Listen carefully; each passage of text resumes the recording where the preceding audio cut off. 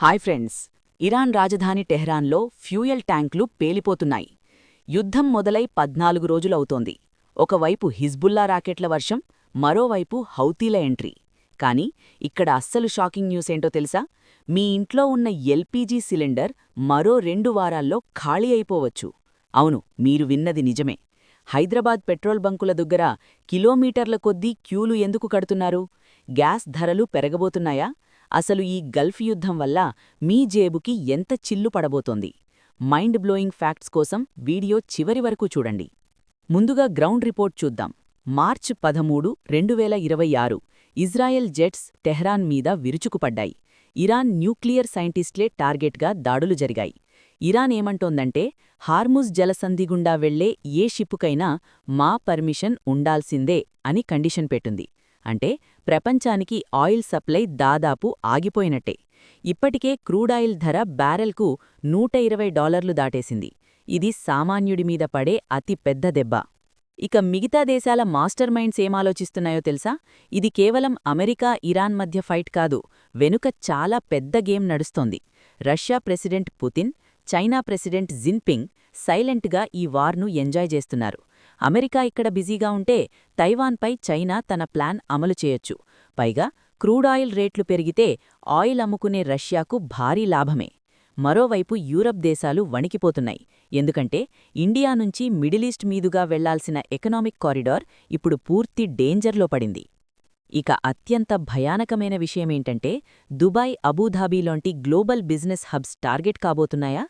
అవును, అమెరికాకు సపోర్ట్ చేస్తే మీ దేశాలపై కూడా దాడులు చేస్తాం అని హౌతీ రెబెల్స్ మరియు ఇరాన్ మద్దతుదారులు వార్నింగ్ ఇస్తున్నారు.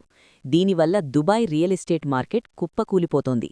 ప్రపంచంలోనే బెస్ట్ అండ్ సేఫెస్ట్ ప్లేస్ అని దుబాయ్ ఎప్పుడూ ప్రమోట్ చేసుకుంటుంది. కానీ ఇప్పుడా సేఫ్టీ ఇమేజ్ డ్యామేజ్ అయిపోయింది. మీకు తెలుసా, దుబాయ్ రియల్ ఎస్టేట్లో మన ఇండియన్సే టాప్ బయర్స్. ఒక్క ఇండియా నుంచే ప్రతి ఏటా సుమారు 33,000 కోట్ల రూపాయల పెట్టుబడులు దుబాయ్కి వెళుతున్నాయి. ఇప్పుడు దుబాయ్ మీద పొరపాటున ఒక్క డ్రోన్ పడినా ఆ లక్షల కోట్ల పెట్టుబడులన్నీ మట్టిలో కలిసిపోతాయి. లక్షలాది మంది ఎన్ఆర్ఐల ఉద్యోగాలు గాల్లో కలిసిపోతాయి. ఇక మన ఇండియా గ్రౌండ్ రియాలిటీకి వద్దాం. ఇండియాకు వచ్చే గ్యాస్లో 85% ఆ హార్ముజ్ జలసంధి నుంచే రావాలి. అది బ్లాక్ అయితే మన 33 కోట్ల ఇళ్లలో పొయ్యి వెలగడం కష్టం. హైదరాబాదులోని హెచ్పీ, బీపీ పెట్రోల్ బంకుల్లో ఇప్పటికే $98 దాటిన రేటుతో జనం క్యూ కడుతున్నారు. మరో షాకింగ్ విషయమేంటంటే, మార్కెట్లో ఇండక్షన్ స్టవ్స్కి విపరీతమైన డిమాండ్ పెరిగింది. అమెజాన్, ఫ్లిప్కార్ట్లో స్టాక్ ఖాళీ అవుతోంది. గ్యాస్ సిలిండర్ కోసం 25 రోజులు వెయిట్ చేసే బదులు ఇండక్షన్ వాడటం బెస్ట్ ఆప్షన్ అని జనం భావిస్తున్నారు. రూపాయి విలువ కూడా 88.5కి పడిపోయింది. మిడిల్ క్లాస్ బడ్జెట్ తలక్రిందులే. కానీ కంగారుపడకండి, ఈ క్రైసిస్ను ఆపడానికి ప్రధాని మోదీగారు రంగంలోకి దిగారు.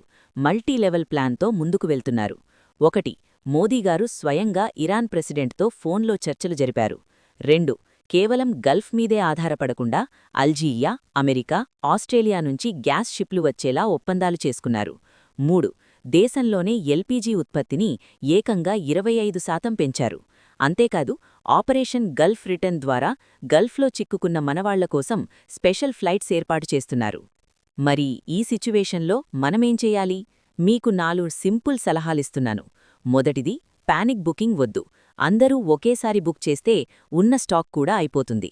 రెండవది, ఇండక్షన్ స్టవ్ లేదా సోలార్ కుక్కర్ లాంటి ఆల్టర్నేటివ్స్ ఇప్పుడే రెడీ చేసుకోండి.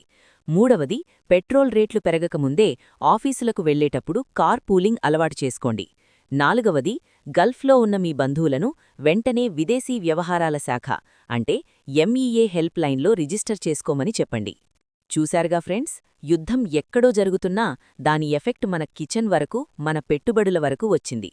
మరి మీరు ఇండక్షన్ స్టవ్కు మారుతున్నారా, లేక గ్యాస్ కోసం వెయిట్ చేస్తారా? కింద కమెంట్ చేయండి. ఈ ఇన్ఫర్మేషన్ మీ ఫ్రెండ్స్కి, ఫ్యామిలీకి షేర్ చేసి వాళ్లను అలర్ట్ చేయండి. ఇలాంటి పవర్ఫుల్ డైలీ అప్డేట్స్ కోసం మన ధీ4 ఛానల్ని ఇప్పుడే సబ్స్క్రైబ్ చేసుకోండి. మరో ఇంట్రెస్టింగ్ వీడియోతో మళ్ళీ కలుద్దాం. జై హింద్.